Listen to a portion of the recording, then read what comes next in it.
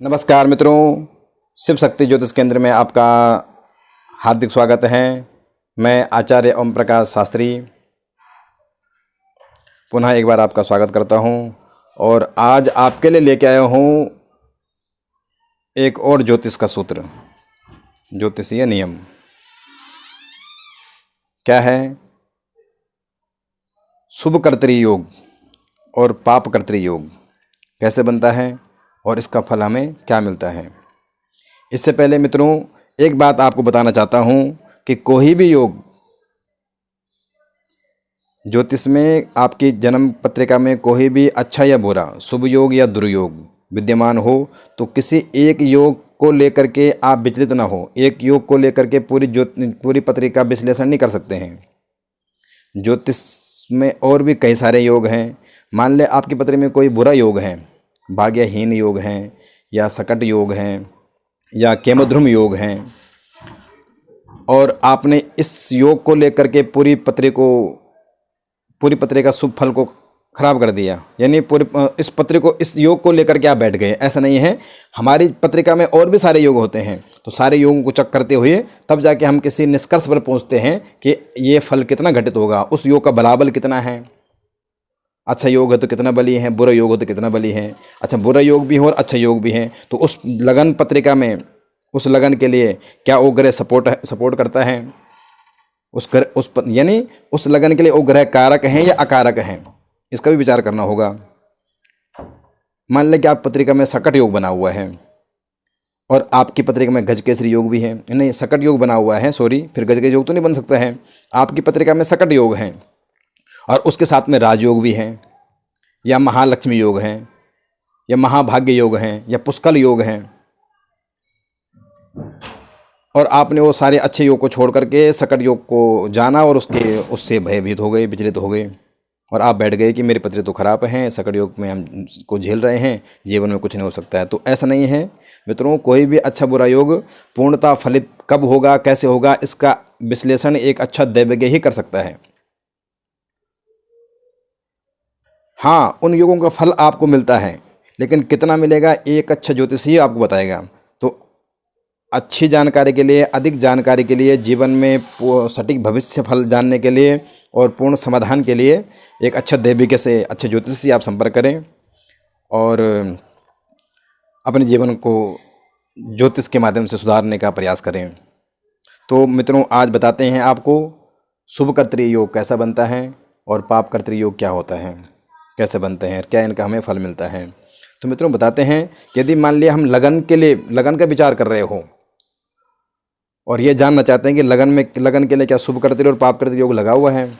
यदि लगन के दोनों तरफ, द्वितीय घर में और 12वें घर में शुभ ग्रह बैठे हो तो ये लगन के लिए शुभ कर्तरी योग बन गया। अच्छा, शुभ कर्तरी योग लगन के लिए बन गया तो क्या फल देगा?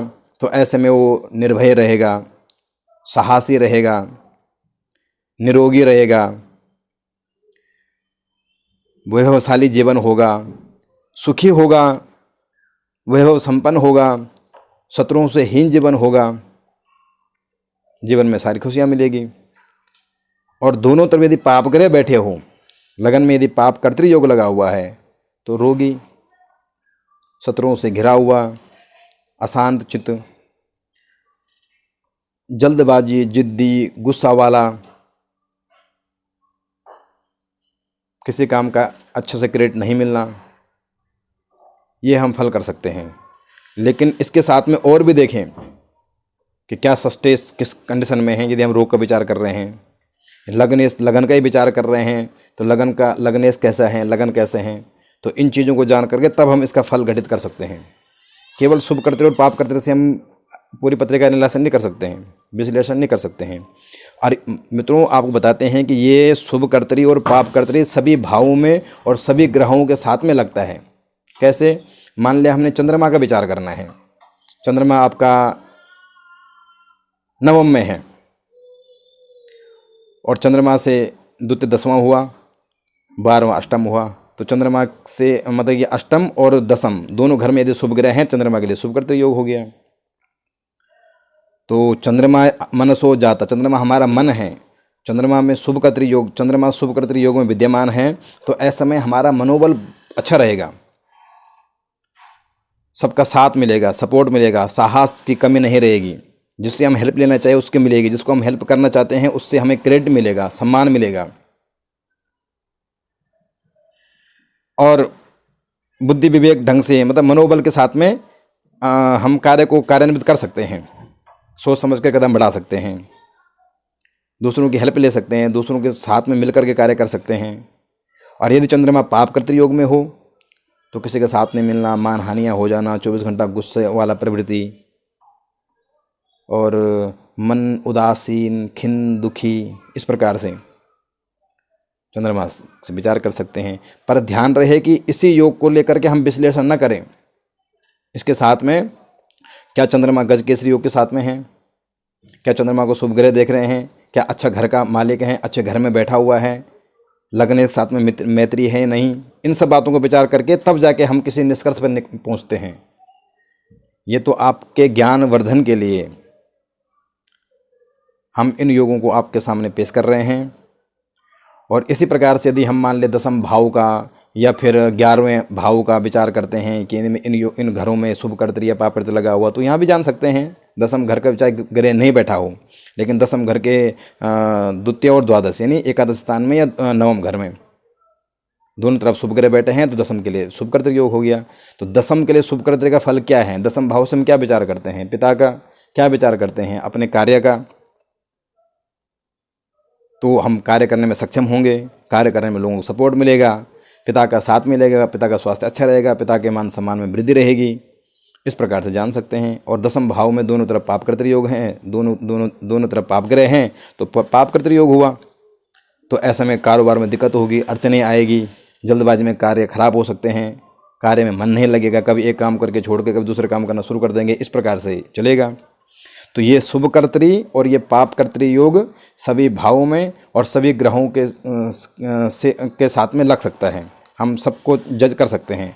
पर ध्यान रहे कि इसका कितना फल मिलेगा वो ग्रहों के बलाबल पर डिपेंड करता है, निर्भर करता है कि ग्रह जो शुभ कर्तृ योग बना रहे हैं वो ग्रह कितने बली हैं, और जिस भाव से हम शुभ कर्तृ और पाप कर्तृ विचार कर रहे हैं वो भाव कितना बली है, उसके कौन कौन से ग्रह कारक हैं, उस भाव को कौन कौन से ग्रह सपोर्ट करते हैं, उस भाव का कारक, उस भाव का स्वामी अधिपति षड वर्ग में कहाँ कहाँ हैं, 9 मास कुंडली में कहाँ हैं, 10वें भाव को विचार कर रहे थे, 10 चार्ट में वो 10वें कहाँ बैठा हुआ है, इनका विचार करना होता है। तब जाके हमें उस योग का पूर्ण फल प्रतीत होता है, यानी हमें महसूस होता है, घटित होता है हमारे साथ में, जब हम उसका पूरा विश्लेषण करें और तब जो प्रेडिक्शन, जो फलित सामने निकले, जो बातें सामने निकले, वो फल मान्य होता है। एक योग से सिर्फ एक योग को लेकर के हम उस पत्रिका का विश्लेषण नहीं कर सकते हैं। ज्योतिष में हजारों योग हैं।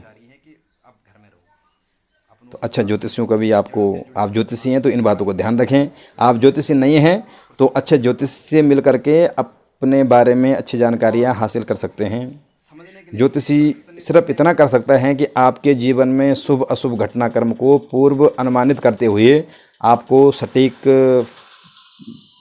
फल दे करके, यानी अच्छा सही से बता करके उसके समाधान की ओर भी आपको ले जा सकते हैं कि ये समाधान कर सकते हैं, इससे आपको छुटकारा या इससे आपको सावधानियाँ, ये सावधानी बरतनी है, और इस प्रकार से आपके जीवन में इस विकट समस्या का या अच्छे फल का या बुरे फल का इस प्रकार से समाधान हो सकता है, इस प्रकार से आ सकता है, इस प्रकार से जा सकता है। ज्योतिषी ये काम करता है। भाग्य बदल दे तो ये ज्योतिषी भी नहीं करते हैं। आशा है आपको ये वीडियो समझ आई होगी, पसंद भी आई होगी। यदि आपको यह वीडियो पसंद आई हो, समझ आई हो, तो लाइक शेयर करना न भूलें और अपनी राय कमेंट बॉक्स में ज़रूर लिखें, ताकि हम उनको ध्यान में रखते हुए आपके लिए और अच्छा ज्ञान परोस सकें और अधिक प्रयत्नशील हम बने, आप तक अच्छी वीडियो आप तक पहुंचा सकें। तब तक के लिए जय श्री राधे, जय श्री कृष्णा।